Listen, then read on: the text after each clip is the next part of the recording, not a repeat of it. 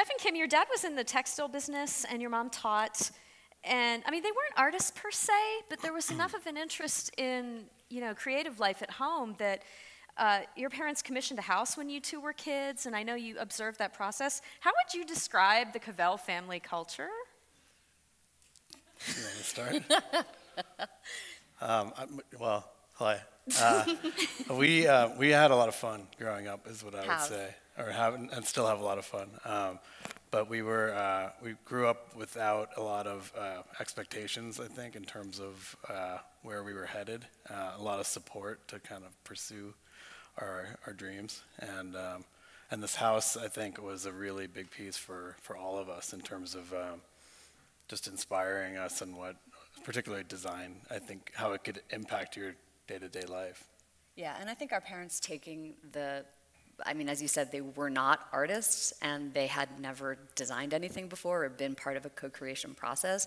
And it was a pretty ambitious project. I mean, anybody who's even renovated, right, like you want to, it's not easy. And this was a house from scratch. And I mean, I remember the architect being there daily, really, and every night, you know, working on plans and them working through all the details. So I think seeing them actually, you know, just diving in was inspiring. Figuring out the space and how it was going to be used. Yeah, and messing it up and having to redo it, and right. You know. Okay, so in terms of each of your styles and orientation, was there a moment when, Kim, you became aware of where Jeff was headed, or like what his creative orientation was, or Jeff, that you became aware of what Kim was about? I don't know if it was like how each other would match your clothes, or how the other person was decorating their 3-ring trapper keeper for school.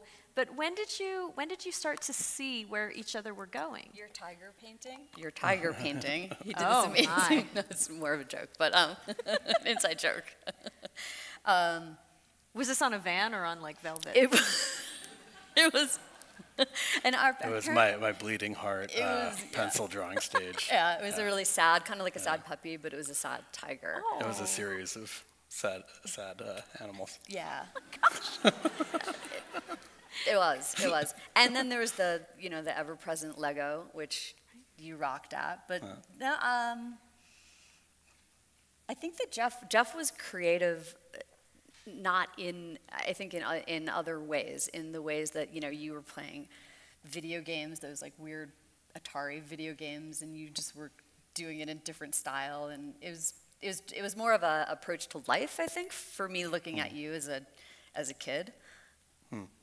I would say that Kim was like always kind of charging ahead creatively. Like I think we always knew that she was destined to be a sort of creative superstar. Like whether it was doing crafts or like early artwork, printmaking at Tulane, she was really kind of like working the edges, even at a pretty young age, I think.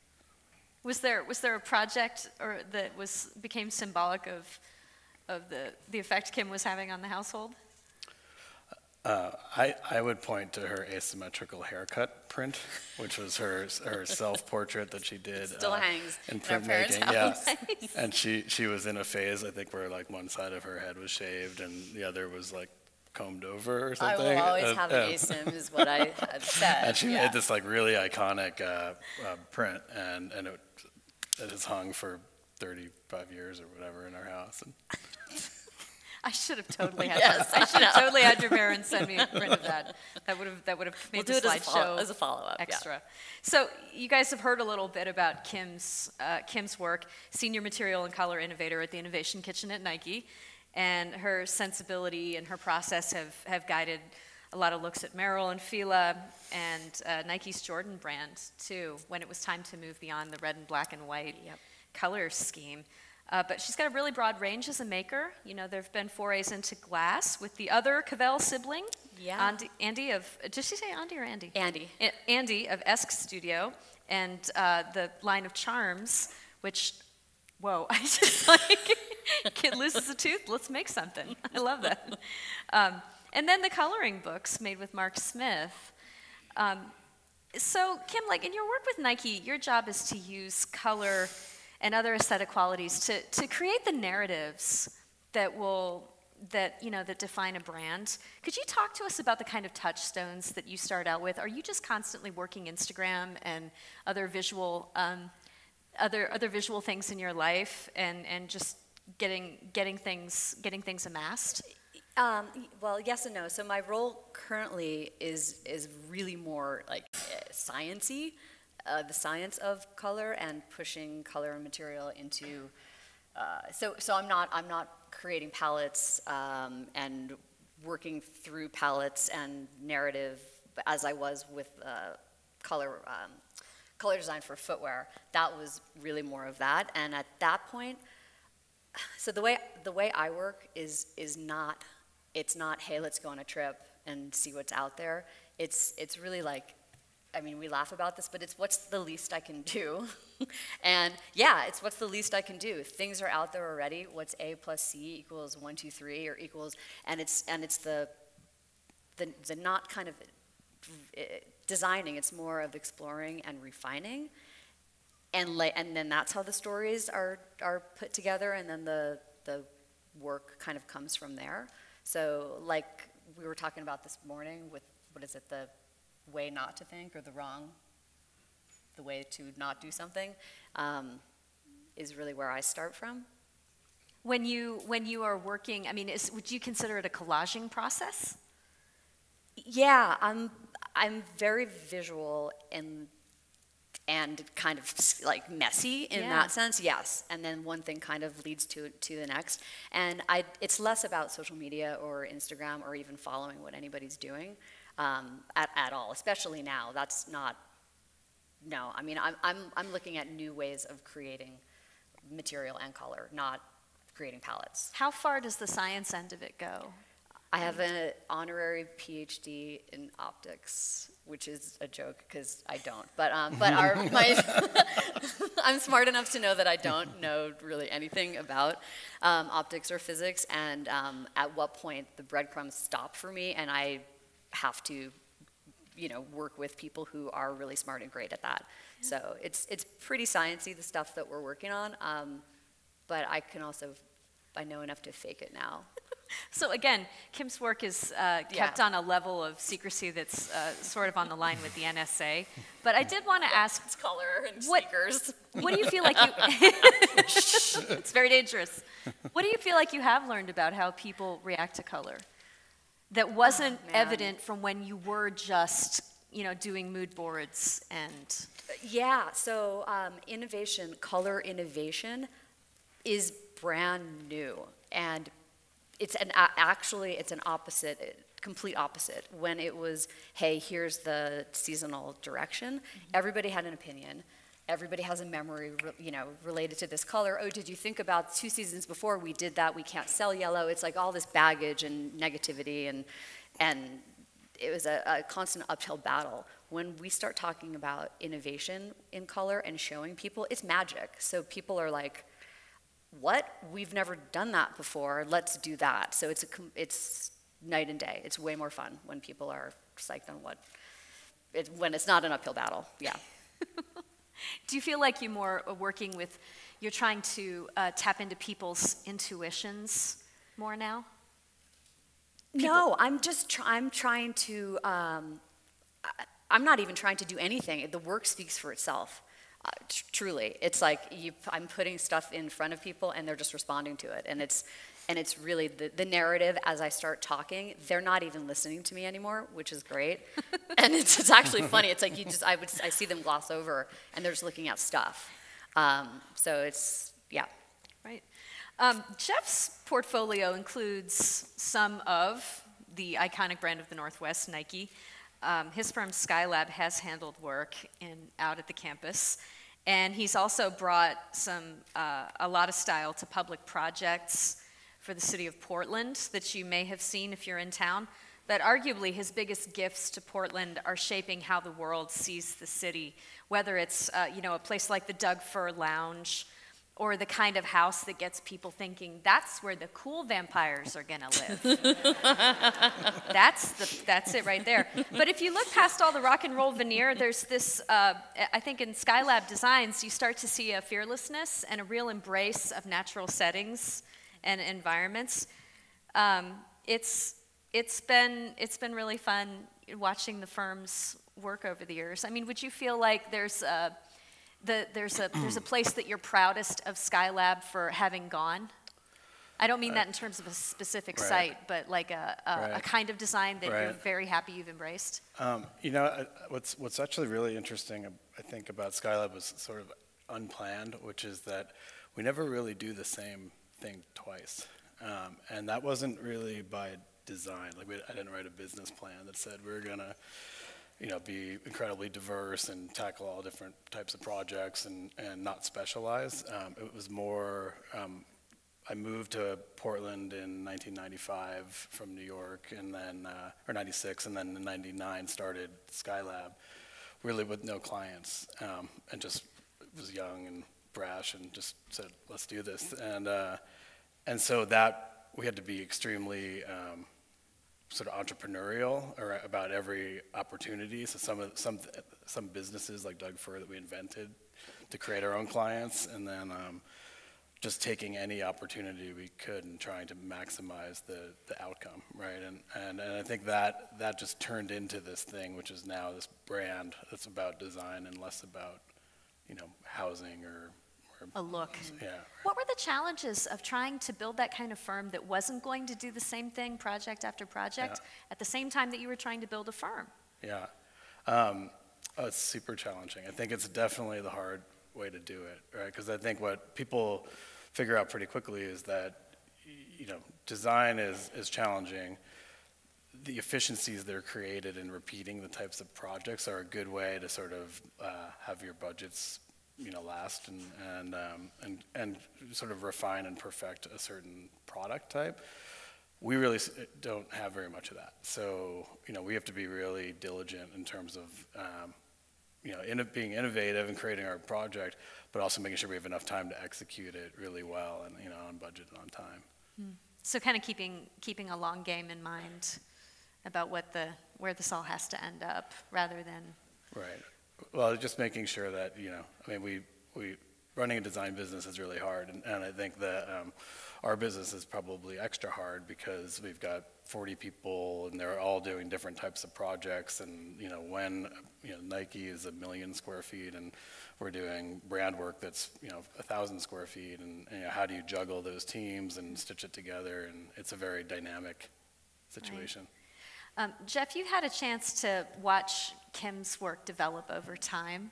I wanted to, if you could turn your lens on her for a minute, what she even though a lot of the actual process is under wraps, you've seen the end product, and she even spent some time at Skylab working with you for a little while. Yeah. What do you see her doing with color that you think is really unique to her style? Nothing. Yeah. I wear black, white, and denim. Actually, you know, what's amazing is how compatible we were when we worked together.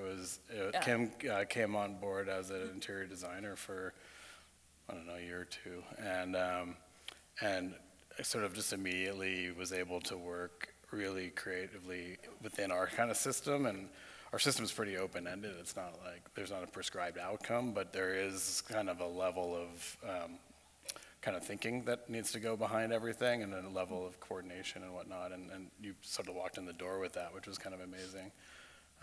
Especially amazing because when I went to architecture school, that was years, I mean, that was 25 years maybe before. I really had never worked in architecture before working with you. Because your career took some different turns, like right It after did. you, after you Get a started master's training. degree and start a snowboard clothing company. It's awesome. Every parent's dream. Yeah. Kim, you've been living in the city with Jeff's work, even as you've known him as a person. Do you feel like there are things about that that Skylab's designs show us about Portland? Oh yeah, I see them as the city is evolving and growing. I see his work as these kind of mileposts, these signposts of that I can track my own, almost my own memories of growing up, you know, the past 25 years in the city of, oh, when when he built your original office, nothing was there. So the foresight of kind of putting something down and then things growing around it is incredible. Remind us of the location. 12th and It's Oliver. the West End, essentially. Yeah, and there was nothing. There was a church, right? Yeah, there was a lot of, it was a pretty rough area at that point. And I moved in and lived there, you know, and built, and planted our firm there, and mostly because we didn't want to be in like a studio 436 in some office building. And there was a street front available, so we did that, and you know, it was a way to help get more visibility. Right. So yeah, it makes me proud. I mean, I was driving around and I can kind of see oh yeah, and that was just his vision. It's almost like somebody said with New Seasons, when they build a new season somewhere, you know that neighborhood. Something's gonna happen. Yeah, Yeah. it's like the New Seasons of Architects. Cut that. Wow. Oh, no way. You used the word signpost. That was really interesting. Do you see Jeff's work as maybe showing us the Portland that is, you know, acting as the mirror, or Portland as it could be? As it could be. As it could be, absolutely. Absolutely. I mean, I think that they're dynamic, they're making a stand, they're not apologizing for anything. And I think the way that he weaves, I mean, we're doing this workshop on narrative, and everybody talks about narrative, and that's great. And it's almost like it's so beyond narrative, the work that Jeff does, because it's really mindful of the people who are going to occupy the building, even if that's people who are walking through it or walking past it or living in it. And I think that's really hopeful. Yeah. I just wanted to point out that we are going to have time for audience questions. So please get your heads ready for those. I would like to do a quick one-sentence critique. I would like to ask each of you to react to each other's work. This would be the softball that we knew was coming, or the hard ball, the curve ball, not the softball. When Kim was doing some work with Skylab, there was an adaptive reuse project that you worked on in Brooklyn for Flavor Paper. This a company that in Brooklyn that makes custom hand screen wallpaper. Jeff, what do you see? Could you give us your read on what Kim was doing here, right, and how it helped you guys get to the final design? Right. You know, it's funny. I look at a lot of materials palettes, and it's kind of nuanced, but there's good ones and there's bad ones, and more often than not, they're not good. They're just things. They're trying to do too much. Things aren't kind of telling a story. They're not coming together. And I always say, like, if it doesn't look good, it's probably not good. But anyway, that's beautiful. You know, I see that as a real exploration of color and texture and accent and proportion. And you know, there's an art to putting those kinds of things together that is evident there. That isn't just like obvious. It doesn't just happen. You know, it takes an eye to put something like that together. Do you remember that what that is, though? It's going from ground. This is a while ago. It's going from ground level up to the roof garden. Right. Just to give you guys some context of what was going on, that was a right? Right. And Right. the color tones go from, you know, various white and gray scales. Well, and they were printing wallpaper in the lowest levels and displaying it, so the neutral was like responding to that in terms of trying to have a background where the product would be the king. Yeah, and the paint splatters everywhere. I mean, now that it's been used, it's gorgeous. And then you got into the owner's like funky penthouse. Sure. In the middle there. All right, we're going to turn this over to Skylab's work now. Now, Kim, I don't know if this is Skylab's most written about building, but it's got to be kind of close. This is Yard on the east end of the Burnside Bridge, something that Portlanders have become very familiar with. Tell me what you saw going. There's a lot of backstory on this one, but talk to us about this building. It's badass. Full stop. Full stop. I mean, really when I'm talking about signposts and making putting something down meaningful, where you're not bluffing, it's not wishy-washy. It's like, hey, here is this amazing gift to the people who are going to be living in it, and we're not apologizing, and this is what it's for. And the multi-use of it, I think it's brilliant, and I think kind of occupying that side of the river in a ambitious way instead of making more buildings like we've got already is awesome. Audience, do you have some questions for Kim Kovel and Jeff Kovel? I think are there stick Curveballs mics moving around? What do we got? I have plenty more. I could do this all day. We have a question down here in front, right down here in front. About the science of color selection. Can you elaborate a little more on what types of processes you're sort of working with to help define color? I was a little unclear about what that means. The question was the science of color to Kim and what kind of processes she's talking about when she talks about identifying color. Yeah, so I think you're talking about the color design direction for footwear, not color innovation. Is that correct? Okay, so there's a lot of research and a lot of science behind it, and so with Nike in particular, that's a part of it coming to the table. A lot of it is really, it's socializing, it's understanding. It's less about the color and less about, it's more about the flow, more about what we've done, more about where we want to move people towards, more about looking at sales numbers. I mean, it's pretty tactical. There's the beauty and the kind of vision, right, that we want to keep driving new and making it exciting based on the product and product types, different materials. So there's all these things that kind of go into it, but it really is this journey that you're orchestrating. And with Nike and the power of the product, there was a little bit less of, we could kind of flip some of those traditional, oh, that doesn't sell, or this doesn't, or this, because we're putting it on such amazing product, and we've got people who are willing to take risks with us.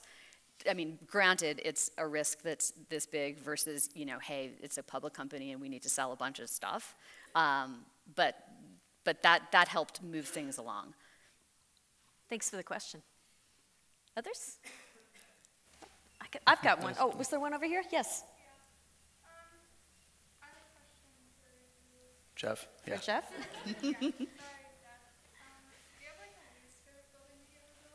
Oh, the question is... It's an awesome question. The question is, what is Jeff's least favorite building that he's ever built? Probably trying to forget about that answer. Come on. Oh, I don't know. That's a difficult question. I mean, there's not an obvious building I'd point to and say, I don't like that building. I think with every building, you look at them and there's like successes and failures. And a lot of what's unique about architecture is I always refer to it as like you're building a full-scale mock-up that you usually can't change when it's done.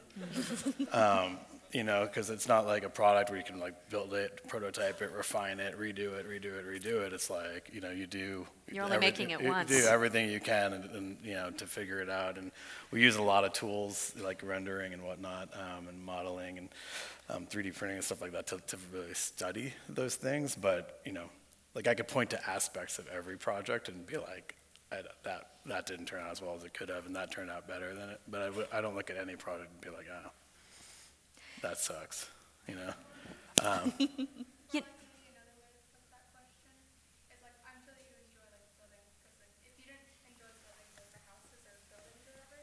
Maybe was there ever a part that you just didn't like about a building that the person that hired you, it's like, I really want this part, and then you were just thinking maybe this isn't gonna go well? Right. Actually, the one thing I probably could point to is the first house that we built was a spec house, and we built it which means it didn't have a client. It was built in Portland for, to sell, essentially, and I was the general contractor and the owner and the architect, and it was amazing, and it finished, and then September 11th happened, and the whole market went to the tank, and it ended up selling. It was a house we thought we were building for like some tech entrepreneur, some mystery tech entrepreneur that was going to come in and make us a fortune, and a pair of 92-year-old furniture collectors bought it, and They loved it because it had this amazing view, it had 4 stories and an elevator, but it didn't have enough space because it was really kind of a just enough kind of house.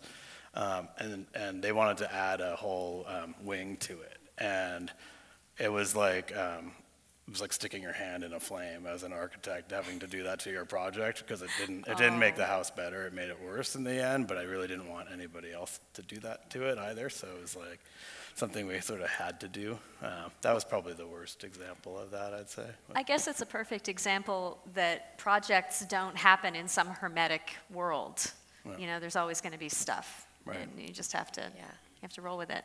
You both have, in a sense, micro-level clients and macro-level clients. You know, Jeff's buildings need to suit the person who's living in them, or the person who's commissioned them or who's asked you to make them. But they also exist as a sort of artifact that everyone experiences when we see it. Right. You know, we're sort of all your clientele in a way. And Kim, the shoes and apparel that people buy from Nike are obviously worn by real people, and you know, there has to be a relationship with the product there. But at the same time, the brands have these enormous global profiles that have to function as well. I want to ask each of you: do you design for the micro or for the macro? You want to start off, Jeff? Sure, both. Yeah, for sure. I mean, I think that you know, one of the things I've gotten really interested in, particularly as our projects have gotten bigger, we've started doing more master planning type work, and like our building at Nike that is in construction now is like 6 branches, and so it's almost equally about what's happening inside the building as what's happening in between, and the idea of the sort of spaces in between being you know, equally significant, I think, is a really interesting concept, and it applies, I think, to all sorts of art forms. You know, I think about it in music a lot, for example.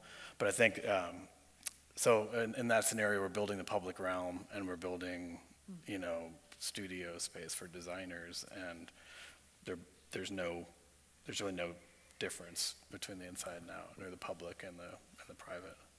Kim, how about you? If the kid doesn't care and isn't psyched, that's where I start and where I end. And of course, working within Nike, it really can't be where you end, but it basically is. And it's a way of actually talking about product and talking about projects. As a material and color innovator, that is where I start.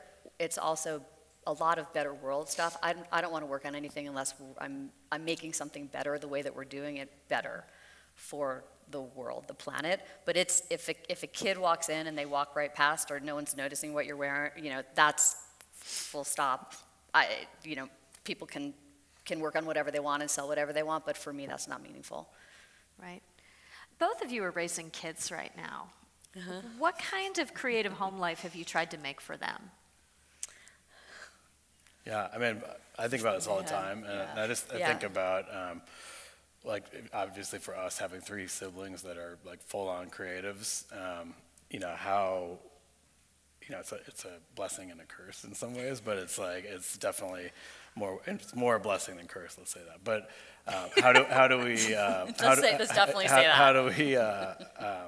how do we create the same kind of fertile environment for our kids to follow their dreams is really what it's all about. It doesn't mean their dream needs to be ending up like us, you know, but in fact, it's like, it should really have nothing to do with us. It should really be about just supporting them in terms of what their interests are, helping them find them. Yeah, and I think that, so we now live we actually lived in the same house for a long time, downtown, 12th and Alder. We live a couple houses away from each other now. And I think it's less talking about it. It's more just, this is what we do, and this is what we're surrounding ourselves with, and the people, and it's more what they're marinated in. And then, like you said, what they want to do with that as a creative way to think and to approach the world. You can be a creative accountant, you know, or creative anything. So they are forced to play with Legos, though. At least, sure. At least once a Legos. week. Yeah. Sure, twist their arms. Kim Kovel of Nike and Jeff Kovel of Skylab. Their workshop tomorrow is What's Your Story? And we just really want to thank you for being here and for all your work over the years. Thank you. Thank you. Thanks you guys. For having us. you.